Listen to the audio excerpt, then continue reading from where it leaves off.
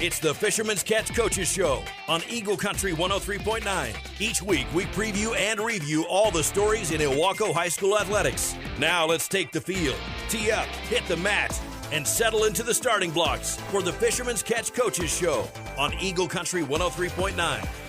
Welcome to the Fisherman's Catch on Eagle Country 103.9. And it's brought to you in part each week by Taft Plumbing and Septic in Ocean Park. I'm Shaun O'Connor, talking to Coach Kevin McNulty. He's the Ilwaco High School Athletic Director, and we're talking about all things fishermen's spring sports. They have not been able to get a whole lot of spring sports going so far as the season began a few weeks ago, but Mother Nature has kind of changed plans several times so far for all the teams. We've got a little bit of baseball and softball to talk about, and we'll also get into the golf and track and field teams.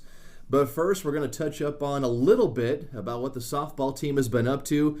Coach, they have not been on the field for quite a while because of all this rain we've been getting. But why don't we talk about their last game they had? Well, that would be a true statement. We haven't been able to get on the field. And kids are growing frustrated, and coaches, but we don't control the weather. We just get to play when it does arrive. Right now, in fast pitch, we've only been able to get in 3 league games. We're sitting at 2-1 and then tied for second in the league. Overall, we're 3-5. You're correct in stating that we haven't played. In fact, we weren't able to get in games earlier this week against Wichita Valley, and last week we were supposed to play Chief Leschi and actually had a playable date on the first day of spring break, but Chief Leschi was unable to field a team, so they ended up having to forfeit a doubleheader. That was unfortunate. One way to look at it is, we did receive the forfeits, but I think our kids would be a lot happier to have played the games. Mm-hmm. So, and before that, we actually played Ocosta, which is one of the better teams in our league, and we knew that going in, and we'd played them on March 30th. That's our last real action, and here we're sitting at, April 12th. Yeah. So we haven't had any game action since then, and Ocosta beat us in 2. We were able to play in the Seaside Tournament, which was also that week, March 27th and 28th. We got a double in on the 27th against Seaside's Seconds and Astoria. We lost both of those, and then on Tuesday, the 28th, we played against Valley Catholic and lost that. But still an opportunity for our kids to play. So what we're looking at right now is tomorrow a doubleheader. That'd be Thursday, and Friday a doubleheader. We have South Bend, and then the next day we have North Beach. So we're looking forward to hopefully playing.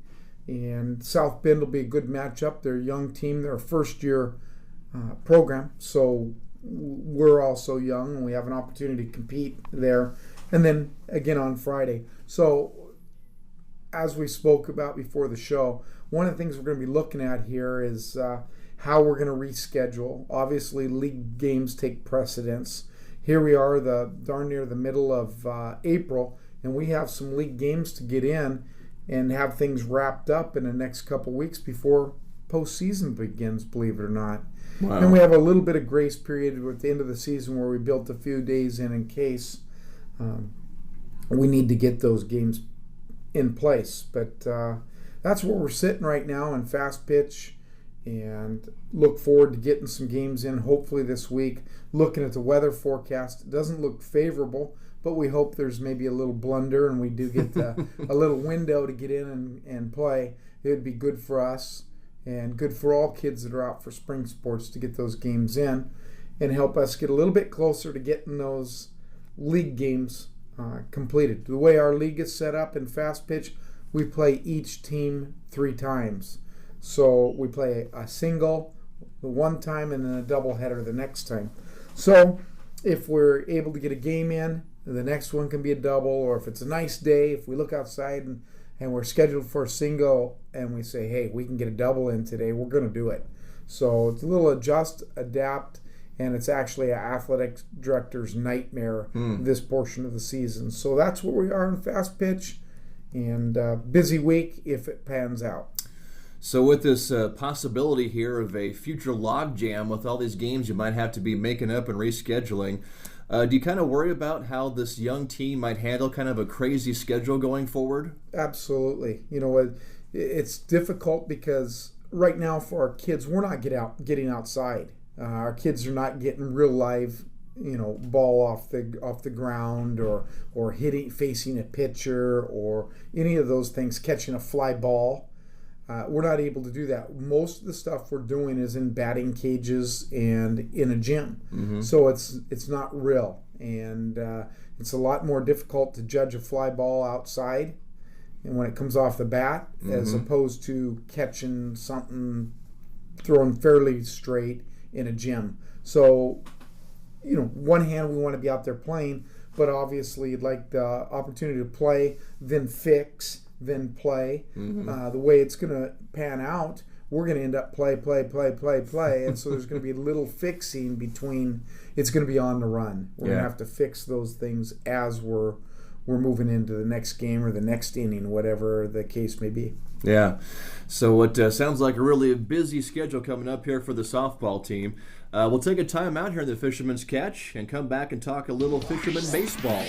The Fisherman's Catch is brought to you in part by Taft Plumbing and Septic in Ocean Park on Eagle Country 103.9.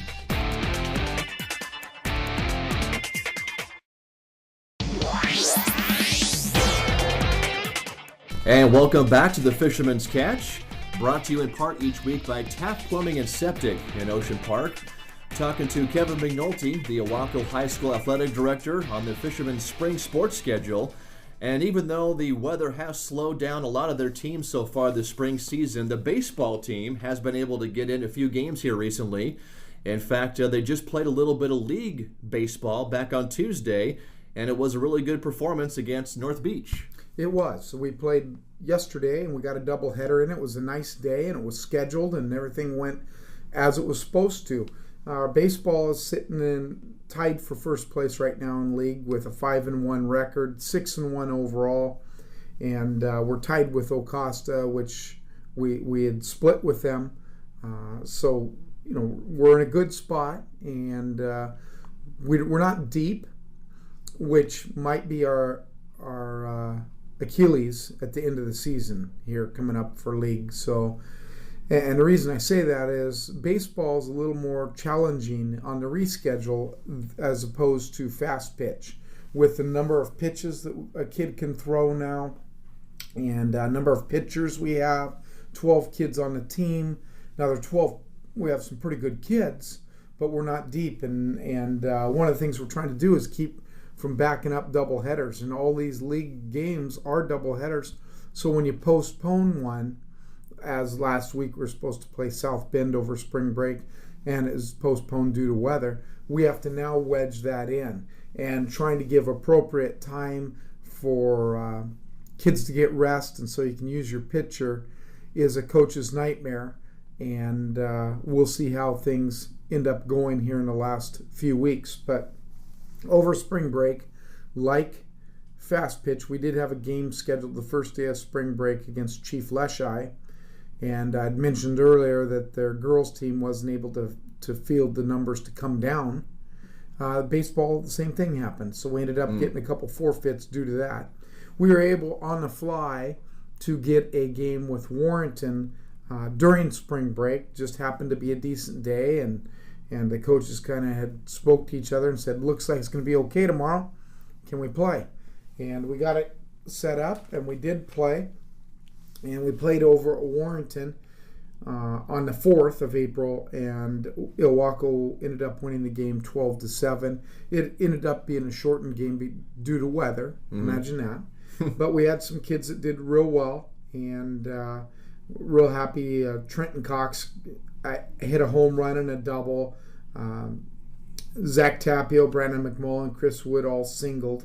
So we had a good outing, and it was just fun for our kids to get the opportunity to play. Now, last night we played against North Beach, up at North Beach, and we were able to get away with 2 wins there.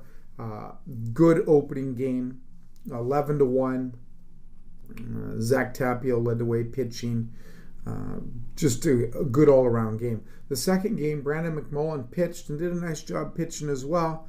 We won 7-3. Our bats weren't as lively, but nonetheless, we walk out of there. It's always nice to go away and come home with a couple wins. Mm-hmm. And then what we're looking at today, we were supposed to play Winlock. It was postponed due to weather, and when we postpone non-league games, as mentioned, I don't know that we'll reschedule. We'll take a look at it and see, but obviously league games take precedence. We're scheduled again next Tuesday in a doubleheader, and that'll be away at Northwest Christian. We should be able to get that in unless we really get a rainstorm. They have a pretty good facility, and they're sitting at third in the league. They've actually played more games. They've played 8 league games. And some of that's due to their facility and where they play. Mm-hmm. So those will be big games for us. Right now we have some interesting things on the boys' side. For example, Chief Leshai is sitting with a 4-6 league record. But if you really delve into that, 2 of those, they received 2 forfeits from North Beach because, again, we had to schedule over spring break. And North Beach wasn't able to field a team. So they had to forfeit twice. Life Christian played against Chief Leshai and beat him rather handily, but played an ineligible player. They had to forfeit 2 games. So, and then Chief Leshai had to forfeit to us because they couldn't field the team. So they had 6 games on their schedule that were actually they weren't played. Unofficial. Oh, yeah, they're 4. So what that did is put Chief Leshai in the middle of the pack, and they might not be that good of a team had they not received 4 forfeits. And Life Christian, who is sitting at 2-4 right now, usually is a pretty solid program. They lost 2 of those by forfeit for playing an ineligible player, and then they lost 2 last night to Acosta by 1 run each game. So they'll be a solid one. And again, we have those teams to play yet. We play Northwest Christian, Life Christian in a doubleheader, and we have to reschedule South Bend, also a doubleheader coming up. And then towards the end of the season, we'll also play Warrenton in another game, and that'll be our home game. That'll wrap up the league and the non-league with Warrenton, and then we have Winlock, of course, the game that was canceled that we may schedule in the future. We'll just have to see. Right. Hoping for a run of sun, but I wouldn't hold my hopes out. Yeah, the way the weather's been going so far, you just have no idea what you're going to get. We'll take another time out here in the Fisherman's Catch, and when we come back, we still have a little bit of golf and track and field to cover. This is the Fisherman's Catch, brought to you in part by Taft Plumbing and Septic in Ocean Park.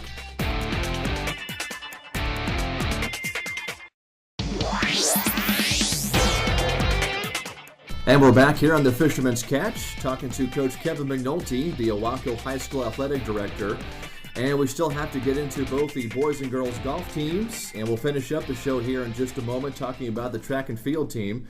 But the weather was just clear enough to get in a little bit of golf for the boys at Life Christian Academy on Tuesday. So how'd that meet go, Coach? Well, it was wet, and they went up there and competed, and there was nothing really earth-shattering as far as scores. Blake Kukula did what Blake does, and he was able to come away. He had a 40, a 9-hole, and that's probably his highest scores of the season. So our kids competed, did well, just not where they normally are, nor did anyone else for that matter. We had Life Christian and Wakayakum. They got some experience, got some golfing in on a rather challenging course. So it was a good experience, and we'll look forward to getting some more golf in, and hopefully, again, the weather improves. And our girls golfed on Monday at Seaside. The tournament was an 18-hole tournament. They called it after 9 due to weather.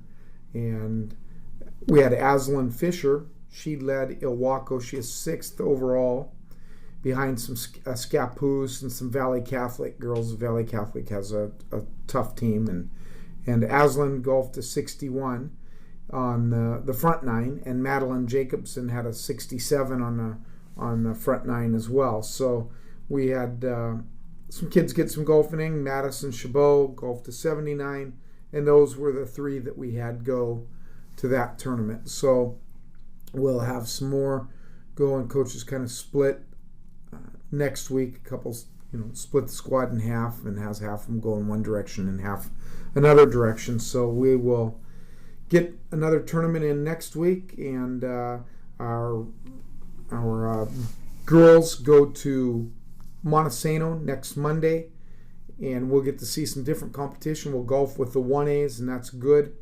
opportunity. And then next Thursday, our boys and girls golf will be hosting a match at Surfside Golf Course. So we'll get opportunity to golf there, and look forward to that. Look forward to hosting. We had a couple of them this year, so that'll be good. Those that want to come out and watch our Ilwaco boys and girls golf at home, please do so. And track, we're able to compete in the rain, and it hasn't been warm, as the coaches would tell you, and the athletes as well, but we've been able to get the competition in them, and our track team goes to Castle Rock tomorrow. Over spring break, last Saturday, we did compete at the Daily Astorian meet held in Seaside, and we had some kids. There were no team scores, but some individual performances where kids did well. We had 5 different kids win events over there and had some PRs, and Eliza Bannister in the triple jump. Alex Kino won the 100, and Ebby McMullen the long jump. We just had some kids doing some good things, fighting through weather conditions. Track has been, fairly solid. We might not have the marks. I think, speaking with Coach Taylor today, a lot of that is due to the weather. No one else has the marks either, statewide, taking a look at it, especially on the west side of the mountains, where they are capable of getting better times. But some of that, you go back and get cold and stoved up, and weather conditions impact that. So we're looking forward to some good things happening in the next couple weeks. And all sports, we're not far from postseason. It's really hard to believe right now, because normally I'm out watching baseball or fast pitch, or we got a track meet or two at home, and it just doesn't seem that way this year. Everything's been helter-skelter with moving schedules around, getting teams opportunities to compete, with the exception of track. We haven't had a canceled track meet as of yet, knock on wood. We have had golf, baseball, and fast pitch. So looking forward to those, and completing our spring season, and hopefully staying on schedule. That's going to do it for the Fisherman's Catch this week, brought to you in part by Taft Plumbing and Septic in Ocean Park. And this show is also now available on our YouTube podcast archive. You'll find it at Ohana Media Group Coaches Shows on YouTube. Please like and subscribe. That is all for the Fisherman's Catch this week. We'll meet you back here next Wednesday to talk more Fisherman Spring Sports on Eagle Country 103.9. This has been the Fisherman's Catch Coaches Show on Eagle Country 103.9. Join us each week during the school year at 6 p.m. Wednesdays as we take a closer look at Ilwaco High School athletics on Eagle Country 103.9.